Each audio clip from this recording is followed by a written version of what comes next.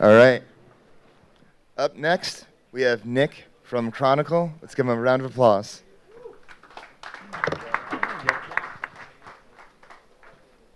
Awesome. Okay. See, am I going to stand, sit? Yeah. Cool. Hi. I'm Nick. I'm founder of Chronicle. We're the second largest Oracle by assets under management. And I want to talk to you about tokenized assets, and in particular why I think oracles are going to play like a really pivotal part in their success. Seem to be having some clicker issues. Oh, there we go. Less clicker issues. Okay, cool. So we kind of have a problem in DeFi. And the problem we have is that we're limited to crypto collateral, right? And so if there is no kind of number go up, the demand for leverage is quite low. And if the demand for leverage is quite low, then DeFi doesn't really have any growth, right? It doesn't really scale. We're kind of just all moving like the same pie like around in different kind of quadrants and squares. So the promise of tokenized assets is that they're going to be the catalyst for scaling DeFi from billions to trillions.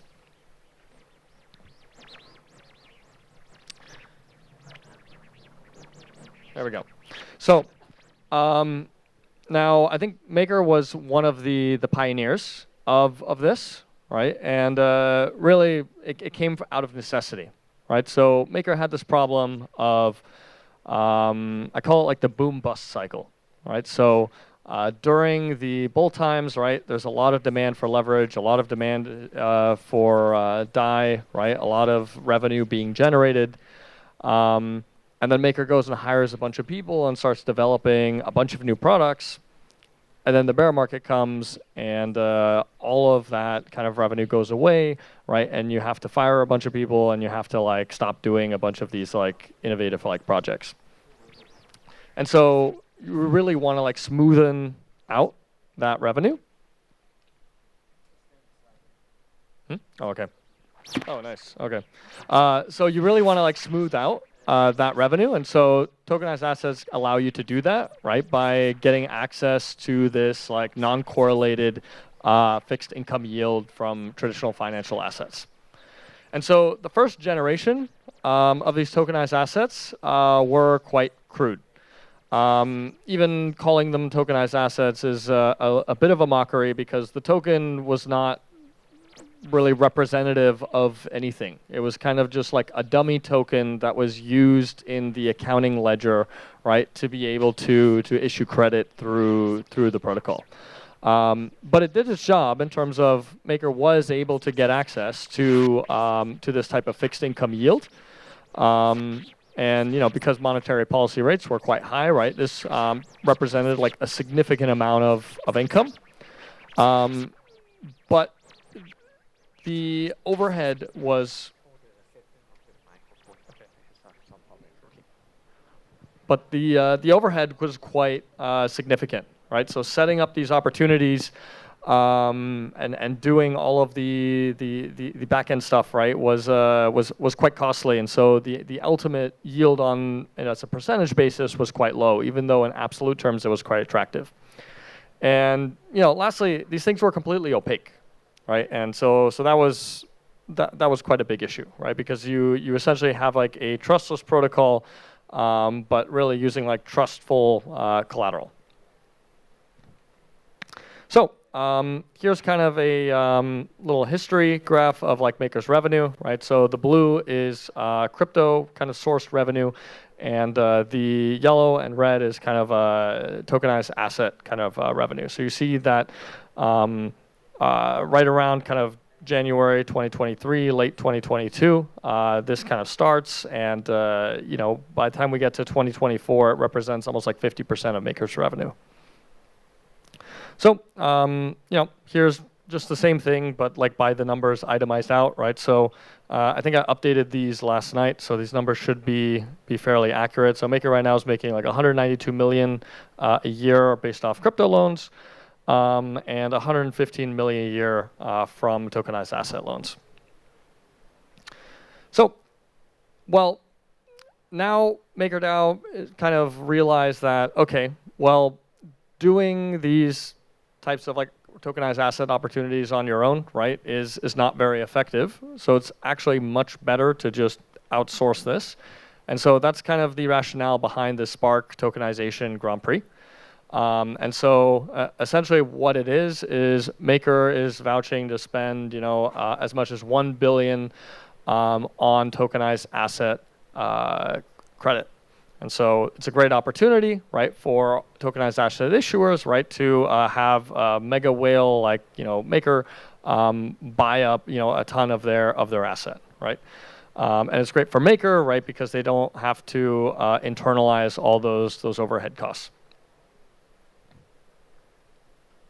And so really now, this is kind of like the second generation of tokenized assets, right? So you still get access to traditional financial yield, but the token now is not a dummy token anymore.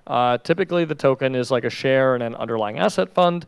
There is an actual like legal claim on the underlying assets, and you do have some transparency here, right? It's still not completely transparent, but you do have, sometimes monthly or quarterly reports that are issued. The problem is, though, that a lot of times it's the issuer that is providing this data, and so the issuer can, has kind of moral hazard and can just kind of give you the manipulated data, tamper with the data, right? You have very few guarantees there. And so here's like a quick kind of array of like all the companies that are kind of like involved or projects that are involved in this space. I think the largest ones here, right, are probably Securitize, Ondo, and Franklin Templeton. I think they each have like somewhere between 400 to 500 million apiece. But there's still a big problem here. What we have today is not the end game because these tokenized assets are not crypto native, right? And what I mean by that is that, if you're a DeFi protocol, right, and you want to integrate one of these tokenized assets, there's a lot of context that is missing that allows the protocol to handle this tokenized asset in a risk, managed, responsible type of way, right? And so this is a real problem, right? And so really these tokenized assets like don't have the transparency that we've come to expect in crypto, right? It's like a pretty big value proposition, I would say, right? That in crypto, right? It's you can look at the ledger, you have everything in front of you, it's transparent, right? You can argue a little bit, right? Is it too cryptic if you have to use like a blockchain explorer and do some bytecode manipulation? Sure. But ultimately, everything is completely transparent, and tokenized assets are not there to that level, right? And even when you do get data, right, it's very infrequent, and it's oftentimes, right, not correct. And so what you really need to emulate this kind of native token experience for tokenized assets is this metadata, right? And you need this metadata in real time, and you need it to be tamper-proof. And this will contextualize the tokenized asset and give it those like crypto-native properties that protocols need to be able to handle them in the right way. And so this is why at Chronicle we built Verified Asset. So Verified Asset is the tokenized asset oracle. And essentially what we do is we connect directly to the custodian. We have direct access to the kind of securities and cash accounts, and we can give a real-time, independent, tamper-proof way of bringing this data, right, attesting to this data, and also bringing it on chain, so protocols can handle these assets in a risk-appropriate way. And I keep saying risk-appropriate way, but like, what do I specifically mean by that, right?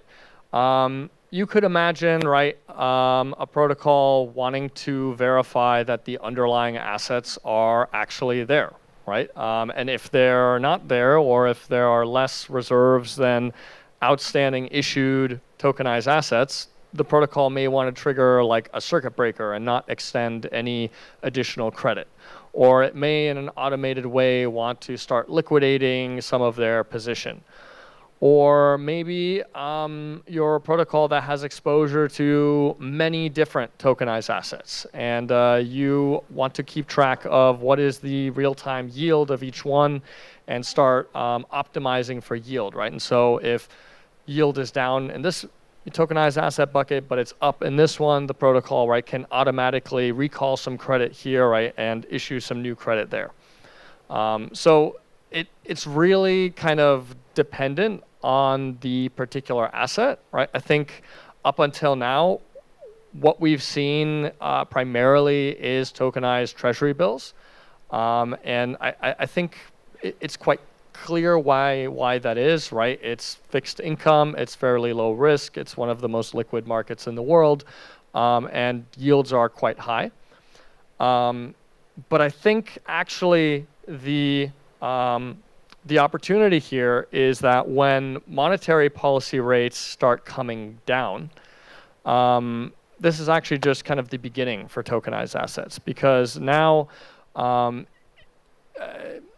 in order to obtain those kind of higher fixed income yields, we're going to start having to step out on the risk curve and explore kind of new fixed income products. New from a crypto sense, not necessarily new from a traditional financial sense. So, I can easily imagine within the next 12 months, right, that you start seeing municipal bonds coming online, that you start seeing corporate bonds coming online, that you start seeing more structured products in that fixed income space, and that as monetary policy rates come down, it serves as a catalyst for onboarding that next generation of asset classes in the tokenized asset space. And I think that's when this thing is really going to pop.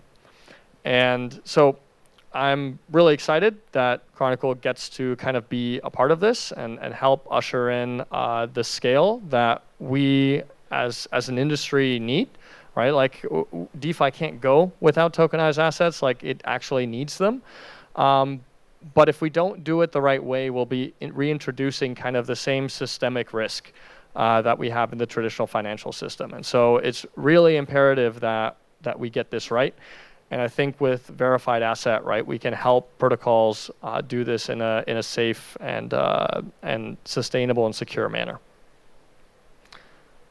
So you can follow us on Twitter and come check out our dashboard. It's not quite updated with all the cool like tokenized asset stuff yet, but we are going to be coming up with a big update. I think in like 6 to 8 weeks to make like all of this data that we're getting through the tokenized asset oracle to actually be like more legible. Because right now it's kind of just like on chain, but if transparency without legibility isn't real transparency. So coming soon, but definitely check it out.